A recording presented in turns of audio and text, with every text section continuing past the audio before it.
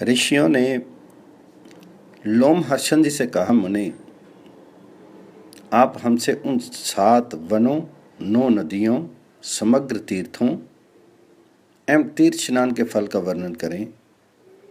पुराण वेताओं में सर्वश्रेष्ठ मुनि जिस जिस विधान से जिस तीर्थ का जो फल होता है उन सब को आप विस्तार पूर्वक बताइए। लोमहर्षण जी ने कहा, ऋषियों, कुरुक्षेत्र के मध्य में जो 7 वन हैं उनका मैं वर्णन करता हूँ, आप लोग उसे सुने। उन वनों के नाम सभी पापों को नष्ट करने वाले हैं तथा पवित्र हैं।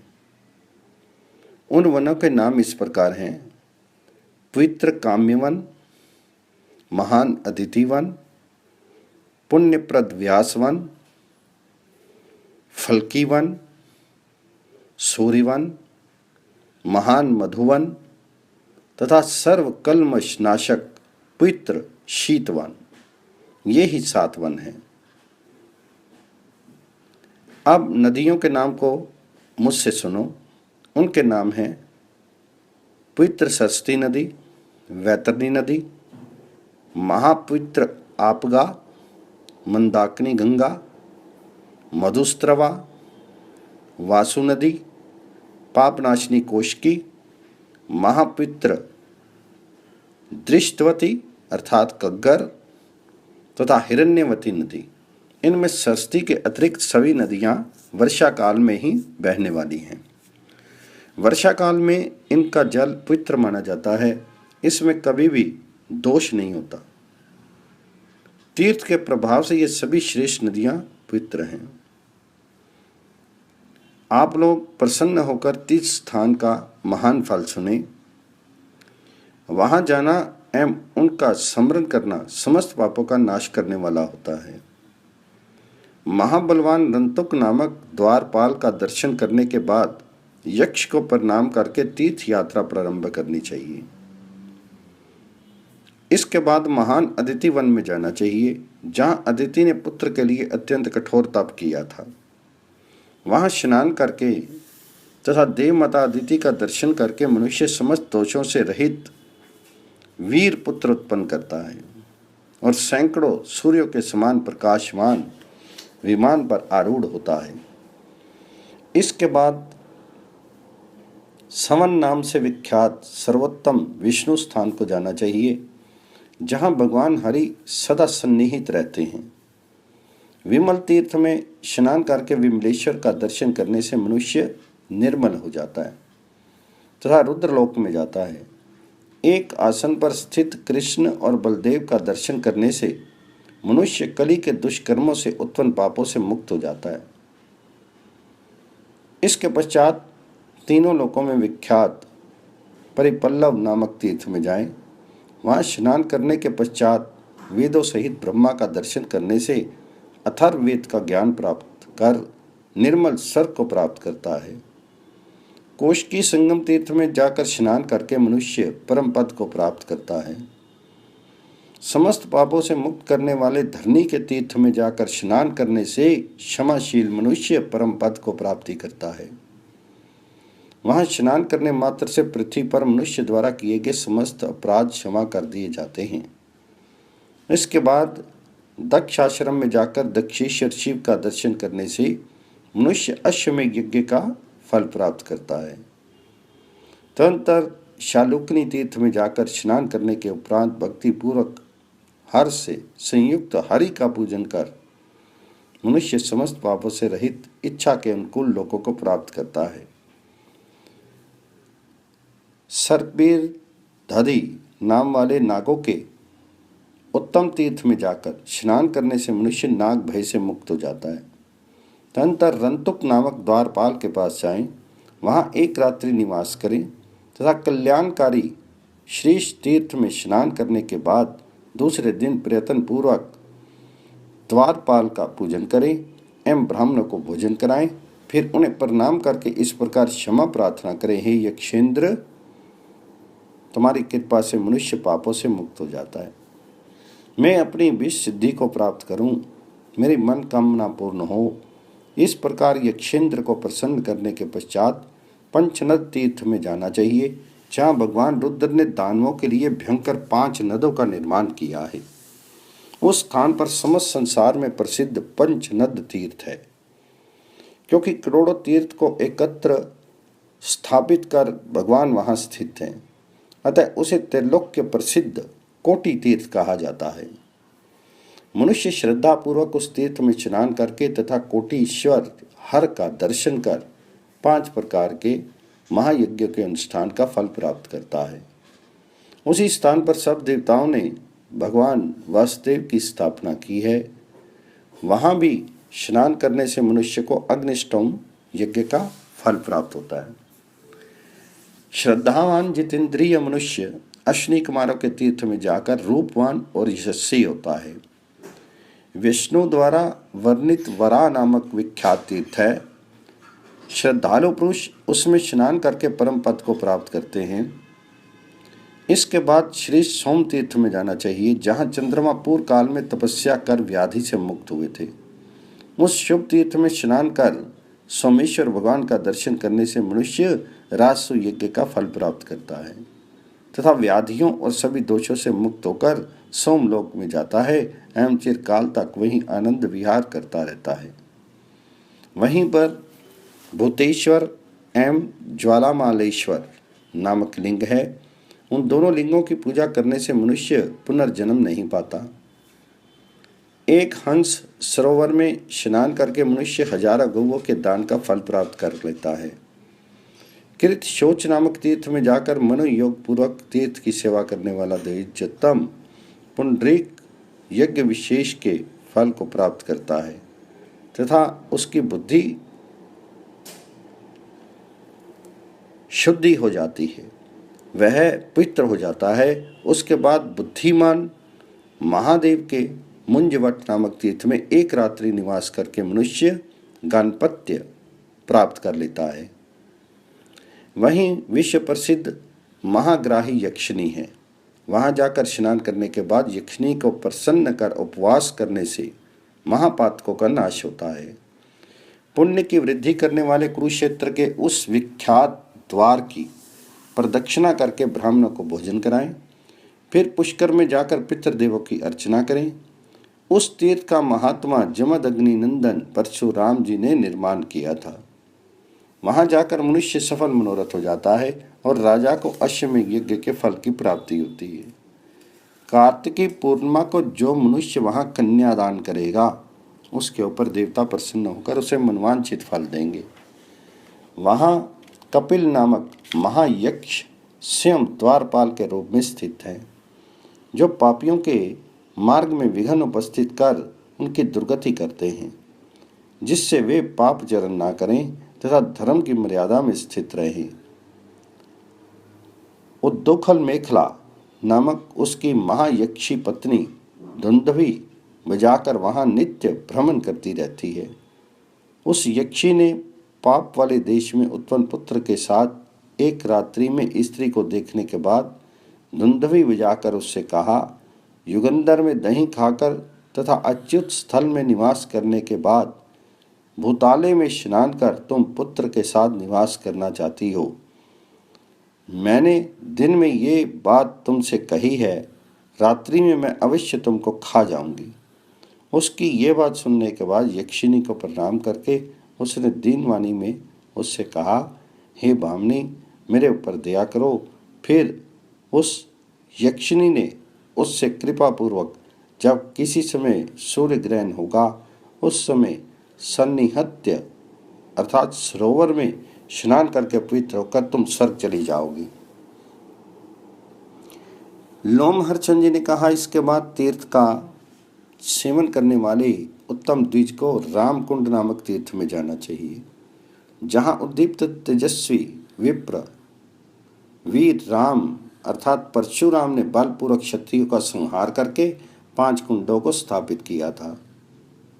हम लोगों ने ऐसा सुना है कि परशुराम ने उन कुंडों को रक्त से भरकर उससे अपने पितरों एवं प्रपितामहों का तर्पण किया था। इसके बाद उन प्रसन्न पितरों ने परशुराम से कहा था कि महाबाहु भार्गव राम परशुराम विभु, तुम्हारी इस पितृ भक्ति और पराक्रम से हम सब तुम्हारे ऊपर प्रसन्न हैं। तुम्हारा कल्याण हो। महायशस्विन, तुम वर मांगो, क्या चाहते हो? पितरों के इस प्रकार कहने पर प्रभावशालियों में श्रेष्ठ राम ने आकाश में स्थित पितरों से हाथ जोड़कर कहा, यदि आप लोग मेरे ऊपर प्रसन्न हैं तथा मुझ पर आप सबकी दया है तो आप पितरों के प्रसाद से मैं पुनः तप से पूर्ण हो जाऊं। रोष से अभिभूत होकर मैंने जो क्षत्रियों का विनाश किया है, आपके तेज द्वारा मैं उस पाप से मुक्त हो जाऊं एवं ये कुंड संसार में विख्यात तीर्थ स्वरूप हो जाए। परशुराम जी के इस प्रकार के मंगल में वचन कहने पर उनके परम प्रसन्न पितरों ने हर्षपूर्वक उनसे कहा, पुत्र, पितृ भक्ति से तुम्हारा तप विशेष रूप से बढ़े। क्रोध से अभिभूत होने के कारण तुमने क्षत्रियों का जो विनाश किया है उस पाप से तुम मुक्त हो जाओ, क्योंकि ये क्षत्रिय अपने कर्मों से ही मारे गए हैं। तुम्हारे ये कुंड निसंदेह तीर्थ के गुणों को प्राप्त करेंगे। जो इन कुंडों में स्नान कर अपने पितरों का तर्पण करेंगे उन्हें उनके पितृगण मन की इच्छा के अनुसार वर देंगे, उनकी मनोअभिलक्षित कामनाएं पूर्ण करेंगे एवं उन्हें स्वर्ग में शाश्वत निवास प्रदान करेंगे। इस प्रकार वर देकर परशुराम के पितर उनसे अनुमति लेकर प्रसन्नतापूर्वक वहीं अंतर्हित हो गए। इस प्रकार महात्मा परशुराम के ये राम हृद परम पित्र हैं। श्रद्धालु पितृकर्मा व्यक्ति ब्रह्मचर्य पूर्वक परशुराम जी के हृदयों में स्नान करने के बाद परशुराम का अर्चन कर प्रचुर स्वर्ण प्राप्त करता है। ब्राह्मणों, तीर्थ सेवी जितेंद्रिय मनुष्य वंश मूलक नामक तीर्थ में जाकर उसमें स्नान करने से अपने वंश की सिद्धि प्राप्त करता है। तीनों लोकों में विख्यात काय शोधन नामक तीर्थ में जाकर उसमें स्नान करने से मनुष्य को निसंदेह शरीर की शुद्धि प्राप्त होती है और वह शुद्ध देही मनुष्य उस स्थान को पाता है जहाँ से वह पुनः नहीं लौटता, जन्म मरण के चक्कर में नहीं पड़ता। तीर्थ प्रायण सिद्ध पुरुष तीर्थों में तब तक भ्रमण करते रहते हैं जब तक कि वे उस काय शोधन नामक तीर्थ में नहीं पहुँचते। मन को नियंत्रित करने वाला मनुष्य उस तीर्थ में शीर को धोकर उस परम पद को प्राप्त करता है जहाँ से उसे पुनः परावर्तित नहीं होना पड़ता। इसके बाद तीनों लोकों में विख्यात लोकोद्वार नाम के तीर्थ में जाना चाहिए, जहाँ सर्वसमर्थ विष्णु ने समस्त लोकों का उद्धार किया था। तीर्थ का स्मरण करने में तत्पर मनुष्य लोकोद्धार नाम के तीर्थ में जाकर इसमें स्नान करने से शाश्वत लोकों का दर्शन प्राप्त करते हैं। वहाँ मनुष्य एवं सनातन देव शिव ये दोनों ही स्थित हैं। उन दोनों देवों को प्रणाम कर प्रसन्न कर फिर मुक्ति का फल प्राप्त करें। तदंतर अनुत्तम शालग्राम एवं श्री तीर्थ में जाना चाहिए। वहाँ स्नान करने वालों को भगवती लक्ष्मी अपने निकट निवास प्रदान करती है। फिर त्रिलोक के प्रसिद्ध कपिलाहृद नामक तीर्थ में जाकर उसमें स्नान करने के पश्चात देवता तथा पितरों की पूजा करने से मनुष्य के सहस्त्र कपिला गायों के दान का फल प्राप्त होता है। वहां पर स्थित ऋषियों से पूजित कपिल श्रीधारी महादेव शिव का दर्शन करने से मुक्ति की प्राप्ति होती है। स्थिर अंतःकरण वाला एवं उपवास परायण व्यक्ति सूर्य तीर्थ में जाकर स्नान करने के बाद पितरों का अर्चन करने से अग्निष्टोम यज्ञ का फल प्राप्त करता है एवं सूर्य लोक को जाता है। तीनों लोकों में विख्यात हजारों किरणों वाले सूर्य देव भगवान का दर्शन करने से मनुष्य ज्ञान से युक्त होकर मुक्ति को प्राप्त करता है। तीर्थ सेवन करने वाला मनुष्य कर्म अनुसार भवानी वन में जाकर वहाँ अभिषेक करने से सहस्त्र गौदान का फल प्राप्त होता है। प्राचीन काल में अमृत पान करते हुए ब्रह्मा के डकार से सुरभि की उत्पत्ति हुई और वह पाताल लोक में चली गई। उस सुरभि से लोक माताएं सुरभि की पुत्रियां गायें उत्पन्न हुईं। उससे समस्त पाताल लोक व्याप्त हो गया। पितामह के यज्ञ करते समय दक्षिणा के लिए लाई गई एवं ब्रह्मा के द्वारा बुलाई गई ये गायें विवर के कारण भटकने लगी। उस विवर के द्वार पर स्वयं गणपति भगवान स्थित है। जितेंद्रिय मनुष्य उनका दर्शन करके समस्त कामनाओं को प्राप्त कर लेता है। मुक्ति के आश्रय स्वरूप देवी के संगनी तीर्थ में जाकर स्नान करने से मनुष्य को सुंदर रूप की प्राप्ति होती है तथा वह स्नान करता पुरुष पुत्र पौत्र समन्वित होकर अनंत ऐश्वर्य को प्राप्त करता है और विपुल भोगों का उपभोग करके परम पद को प्राप्त करता है। ब्रह्मवर्त नामक तीर्थ में स्नान करने से मनुष्य निस्संदेह ब्रह्म ज्ञानी हो जाता है तथा वह निज इच्छा के अनुसार अपने प्राणों का परित्याग करता है। हे विप्रश्रेष्ठो, संगनी तीर्थ के बाद द्वारपाल रंतुक के तीर्थ में जाएं। उन महात्मा यक्षेंद्र का तीर्थ सरस्वती नदी में है। वहाँ स्नान करके उपवास व्रत में निरत परम ज्ञानी व्यक्ति यक्ष के प्रसाद से इच्छित फल प्राप्त करता है। फिर मुनियों द्वारा प्रशंसा प्राप्त कर ब्रह्मवर्त तीर्थ में जाना चाहिए।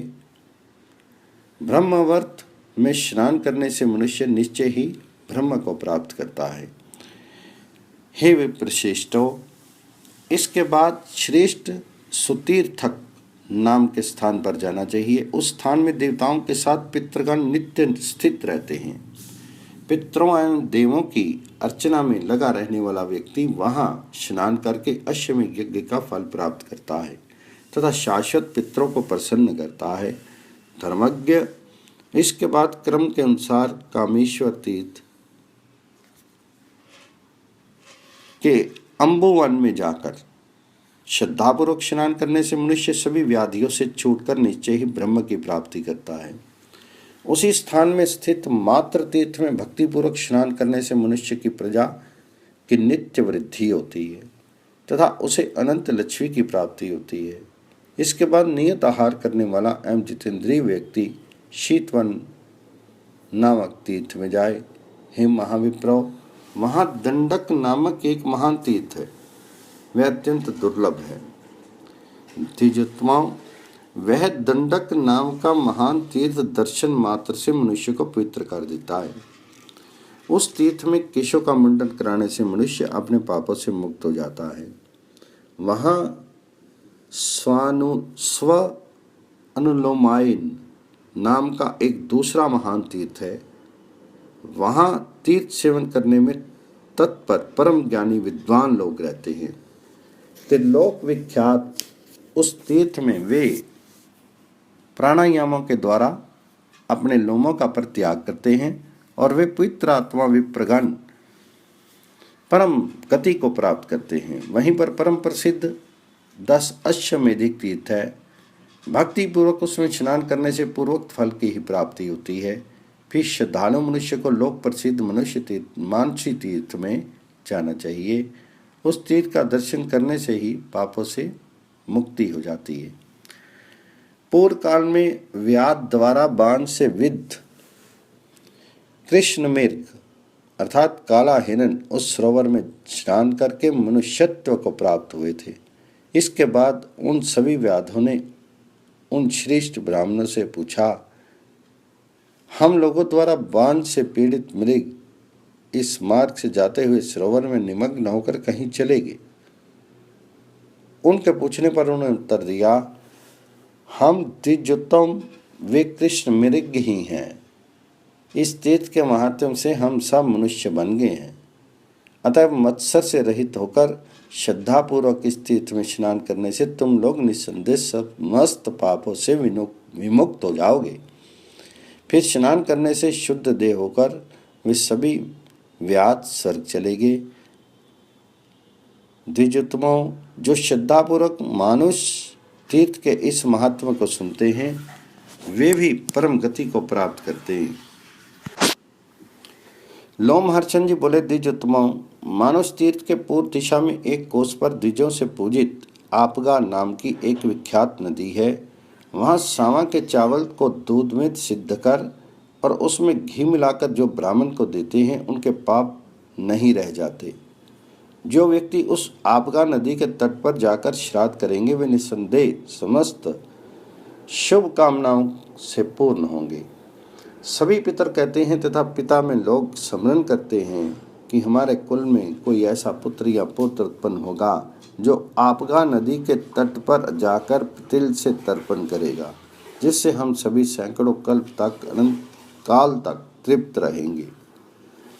भाद्रपद के महीने में विशेषकर कृष्ण पक्ष में चतुर्दशी तिथि को मध्याह्न काल में पिंडदान करने वाला मनुष्य मुक्ति प्राप्त कर लेता है। इसके बाद समस्त लोकों में ब्रह्म उदंबर नाम से प्रसिद्ध ब्रह्मा के श्रेष्ठ स्थान में जाना चाहिए।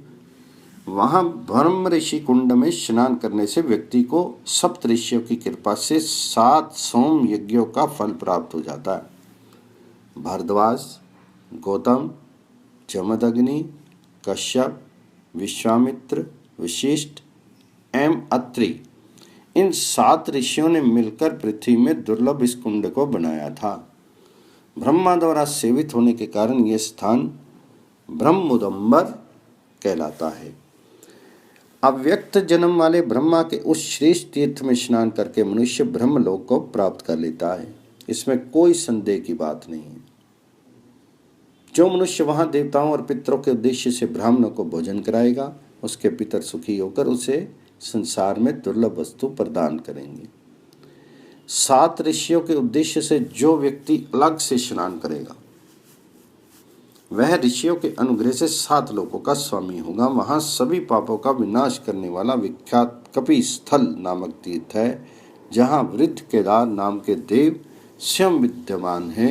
वहां स्नान करने के बाद डिंडी के साथ रुद्रदेव का अर्चन करने से मनुष्य को अंतर्धान की शक्ति प्राप्त होती है और वह शिवलोक में आनंद प्राप्त करता है। जो व्यक्ति उस स्थान पर तर्पण करके डिंडी भगवान जी को प्रणाम करके 3 चुल्लू जल पीता है, वह केदार तीर्थ में जाने का फल प्राप्त कर लेता है। जो व्यक्ति वहां शिव जी के उद्देश्य से चैत्र मास के शुक्ल पक्ष की चतुर्दशी तिथि में श्राद्ध करता है, वह परम पद मोक्ष को प्राप्त कर लेता है। इसके बाद कलसी नाम के तीर्थ में जाना चाहिए। वहाँ भद्रा, निद्रा, माया, सनातनी, कात्यायनी रूपा दुर्गा देवी स्वयं अवस्थित है। कलसी तीर्थ में स्नान करके उसके तीर पर स्थित दुर्गा देवी का दर्शन करने वाला मनुष्य दुष्टर संसार दुर्ग संसारिक बंधन को पार कर जाता है। इसमें तनिक भी संदेह नहीं करना चाहिए।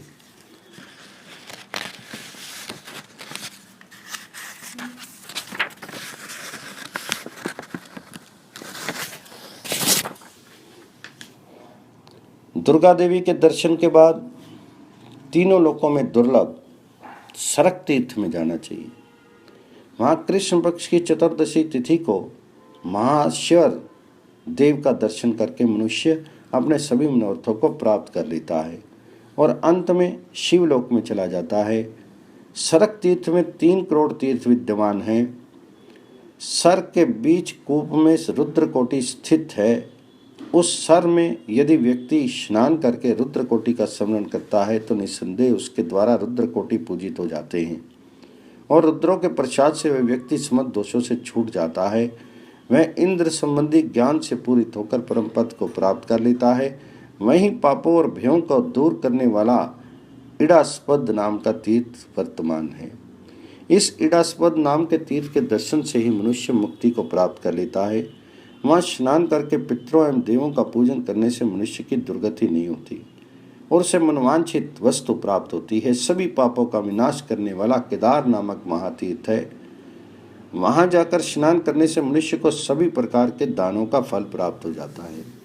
वहीं पर पृथ्वी में दुर्लभ किम रूप नाम का भी तीर्थ है। उसमें स्नान करने से मनुष्य को सभी प्रकार के यज्ञों का फल प्राप्त हो जाता है। सरक के पूर्व में तीनों लोकों में सुप्रसिद्ध संपूर्ण पापों का विनाश करने वाला अन्य जन्म नाम का तीर्थ है। नरसिंह का शरीर धारण करके शक्तिशाली दानव हिरण्याक्ष का वध करने के बाद विष्णु पशु योनि में स्थित सिंहों में प्रेम करने लगे। उसके बाद गंधर्वों के साथ सभी दानवों ने वरदाता शिव की आराधना कर साष्टांग प्रणाम करते हुए विष्णु से पुनः स्वरूप धारण करने की प्रार्थना की। इसके बाद महादेव ने शरभ अर्थात सिंहों से भी बलवान पशु विशेष का रूप धारण करके नरसिंह से हजारों दिव्य वर्षों तक युद्ध कराया। दोनों देवता आपस में युद्ध करते हुए सरोवर में गिर पड़े। उस सरोवर के तीर पर स्थित पीपल वृक्ष के नीचे देव ऋषि नारद ध्यान लगाए बैठे थे। उन्होंने उन दोनों को देखा। फिर तो विष्णु चतुर्भुज रूप में और शिव लिंग रूप में परिवर्तित हो गए। उन दोनों देवों को देखकर उन्होंने भक्ति भाव से उनकी स्तुति की। नारद जी ने स्तुति इस प्रकार की, देवादिदेव शिव को नमस्कार है, प्रभावशाली विष्णु को नमस्कार है, स्थिति पालन अर्थात प्रजा पालन करने वाले श्री हरि को नमस्कार है, संहार के आधारभूत उमापति भगवान शिव को नमस्कार है, बहुरूपधारी शंकर जी एवं विश्व रूपधारी विश्व आत्मा विष्णु को नमस्कार है, परम सिद्ध योगीश्वर शंकर एवं ज्ञान के मूल कारण भगवान कृष्ण को नमस्कार है। मैं धन्य तथा सदा पुण्यवान हूँ, क्योंकि मुझे आज आप दोनों श्रेष्ठ पुरुष देवों के दर्शन प्राप्त हुए। आप दोनों पुरुषों द्वारा पवित्र किया गया मेरा ये आश्रम पुण्य में हो गया। आज से तीनों लोकों में यह अन्य जन्म नाम से प्रसिद्ध हो जाएगा। जो व्यक्ति यहाँ आकर इस तीर्थ में स्नान करके अपने पितरों का तर्पण करेगा, श्रद्धा से संपन्न उस पुरुष को यहाँ इंद्र संबंधी ज्ञान प्राप्त हो जाएगा। मैं पीपल वृक्ष के मूल में सदा निवास करूंगा। उस पीपल वृक्ष को प्रणाम करने वाला व्यक्ति भयंकर यमराज को नहीं देखेगा। उसके बाद उस तीर्थ सेवी को उत्तम नागह्रद में जाना चाहिए। पुंडरीक में स्नान करके मनुष्य पुंडरीक एक प्रकार के यज्ञ का फल प्राप्त कर लेता है। शुक्ल पक्ष की 10वीं विशेष करके चैत्र मास की शुक्ल पक्ष की 10वीं तिथि में वहाँ किया गया स्नान जप और श्राद्ध मोक्ष पथ की प्राप्ति कराने वाला होता है। पुंडरीक में स्नान करने के बाद देवताओं द्वारा पूजित त्रिविष्टप नामक तीर्थ में जाना चाहिए। वहाँ पापों से विमुक्त करने वाली पवित्र वैतरणी नदी है। वहाँ स्नान करके शूल पानी शिव की पूजा करके मनुष्य समस्त पापों से मुक्त हो जाता है तथा विशुद्ध होकर निश्चय ही परम गति को प्राप्त कर लेता है। तत्पश्चात सर्वश्रेष्ठ रसवर्त तीर्थ में जाना चाहिए। वहाँ भक्ति सहित स्नान करने वाला सर्वश्रेष्ठ सिद्धि मुक्ति प्राप्त करता है। चैत्र मास के शुक्ल पक्ष की चतुर्दशी तिथि को अलेपक नामक तीर्थ में स्नान करके वहाँ शिव की पूजा करने से पाप से लिप्त नहीं होता, पाप दूर भाग जाता है। वहाँ से उत्तम फल की वन में जाना चाहिए। वहाँ देवता गंधर्व साध्य और ऋषि लोग रहते हैं एवं दिव्य सहस्त्र वर्षों तक बहुत तप करते हैं। दृश्यवती अर्थात कग्गर नदी में स्नान करके देवताओं का तर्पण करने से मनुष्य अग्निष्टोम और अतिरात्र नामक यज्ञों से मिलने वाले फल को प्राप्त कर लेता है। सोमवार के दिन चंद्रमा के क्षीण हो जाने पर अर्थात सोमवती अमावस्या को जो मनुष्य श्राद्ध करता है उसका पुण्य फल सुनो। जैसे गया क्षेत्र में किया गया श्राद्ध पितरों के नित्य तृप्त करता है, वैसे ही फल की वन में रहने वालों को श्राद्ध करने से पितरों की तृप्ति होती है। जो मनुष्य मन से फल की वन का स्मरण करता है उसके भी पितर निसंदेह तृप्ति प्राप्त करते हैं। वहीं सभी देवों से शोभित एक सुमहत तीर्थ है। उसमें स्नान करने वाला पुरुष हजारों गौओं के दान का फल प्राप्त कर लेता है।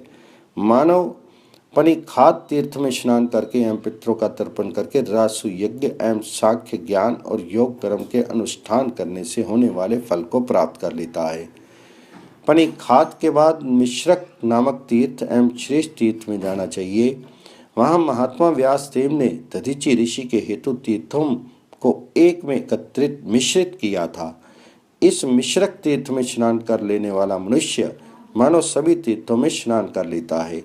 फिर संयमशील तथा नियमित आहार वाला होकर व्यासवन में जाना चाहिए। मनोजव तीर्थ में स्नान करके देव मणि शंकर का दर्शन करने से मनुष्य को अभी सिद्धि प्राप्त हो जाती है, इसमें संदेह नहीं है। मनुष्य को देवी के मधुवटी नामक तीर्थ में जाकर स्नान करके संयत होकर देवों एवं पितरों की पूजा करनी चाहिए। ऐसा करने वाला व्यक्ति देवी की आज्ञा से जैसा चाहता है वैसी सिद्धि प्राप्त कर लेता है।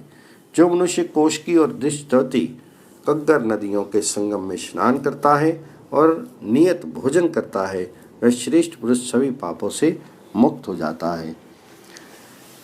श्रेष्ठ ब्राह्मणों, व्यासस्थली नाम का एक स्थान है जहाँ पुत्र शोक से दुखी होकर वेद व्यास ने अपने शीर त्याग का निश्चय कर लिया था, पर देवों ने उन्हें पुनः संभाल लिया। इसके बाद उस भूमि में जाने वाले मनुष्य को पुत्र शोक नहीं होता। किंदत कूप में जाकर एक पसर अर्थात तोल का एक परिणाम होता है। तिल का दान करने से मनुष्य परम सिद्धि और ऋण से मुक्ति प्राप्त करता है। आहद एवं सुदिन नाम के दो तीर्थ पृथ्वी में दुर्लभ हैं। इन दोनों में स्नान करने से मनुष्य विशुद्ध आत्मा होकर सूर्य लोक को प्राप्त करता है। इसके बाद तीनों लोकों में प्रसिद्ध कृत जप्य नाम के तीर्थ में जाना चाहिए। वहाँ नियम पूर्वक संयत रहते हुए गंगा में स्नान करना चाहिए। वहाँ पर महादेव का पूजन करने से अश्वमेध यज्ञ का फल प्राप्त होता है। वहीं पर कोटि तीर्थ स्थित है। वहाँ श्रद्धापूर्वक स्नान करके कोटीश्वर नाम नाथ का दर्शन करने से मनुष्य कोटि यज्ञों का फल प्राप्त कर लेता है। उसके बाद तीनों लोकों में प्रसिद्ध वामनक तीर्थ में जाना चाहिए, जहाँ प्रभावशाली विष्णु ने वामन रूप धारण करके बलि का राज्य छीन करके इंद्र को दे दिया था। वहाँ विष्णुपद तीर्थ में स्नान करके वामन देव की पूजा कर समस्त पापों से शुद्ध होकर मनुष्य विष्णु के लोक को प्राप्त कर लेता है। वहीं पर सभी पापों को नष्ट करने वाले ज्येष्ठ आश्रम नाम का तीर्थ है। उसका दर्शन कर मनुष्य मुक्ति प्राप्त करता है, इसमें संदेह नहीं। ज्येष्ठ महीने के शुक्ल पक्ष की एकादशी तिथि को उपवास करके द्वादशी तिथि के दिन स्नान करके मानव मनुष्यों में श्रेष्ठता बड़प्पन प्राप्त करता है। वहाँ सर्वाधिक प्रभावशाली विष्णु भगवान जी ने यज्ञ आदि में दीक्षित लगे हुए प्रतिष्ठित एवं सम्मान्य तथा विष्णु भगवान जी की आराधना में प्रायण ब्राह्मणों को सम्मानित किया था। उन्हें दिए गए श्राद्ध और अनेक प्रकार के दान अक्षय एवं मनवंतर तक स्थिर रहते हैं। वहाँ तीनों लोकों में विख्यात कोटि तीर्थ है। उस तीर्थ में स्नान करके मनुष्य करोड़ों यज्ञों के फल को प्राप्त कर लेता है। उस तीर्थ में कोटीश्वर महादेव का दर्शन करके मनुष्य उन महादेव की कृपा से गणपत्य पद प्राप्त कर लेता है। और वहीं महात्मा सूर्य देव का महान तीर्थ है। उसमें भक्ति पूर्वक स्नान करके मनुष्य सूर्य लोक में महान माना जाता है। श्रेष्ठ ब्राह्मणों, कोटि तीर्थ के बाद पाप का नाश करने वाले कुलोत्तारण तीर्थ में जाना चाहिए, जिसे प्राचीन काल में विष्णु ने वर्ण आश्रम धर्म का पालन करने वाले मनुष्यों को तारने के लिए बनाया था। जो मनुष्य ब्रह्मचर्य व्रत से विशुद्ध मुक्ति की इच्छा करते हैं, ऐसे लोग भी उस तीर्थ में जाकर परम पद का दर्शन प्राप्त करते हैं। ब्रह्मचारी, गृहस्थ, वानप्रस्थी और सन्यासी वहाँ स्नान करके अपने कुल के 21 पूर्व पुरुषों का उद्धार कर देता है। जो ब्राह्मण, क्षत्रिय, वैश्य अथवा शूद्र उस तीर्थों में तीर्थप्रायण होकर एवं भक्ति में से स्नान करते हैं, वे सभी परम पद को प्राप्त करते हैं। और जो दूर रहता हुआ भी वामन सहित कुरुक्षेत्र का स्मरण करता है, वह भी मुक्ति प्राप्त कर लेता है। फिर वहाँ निवास करने वाले का तो कहना ही क्या है।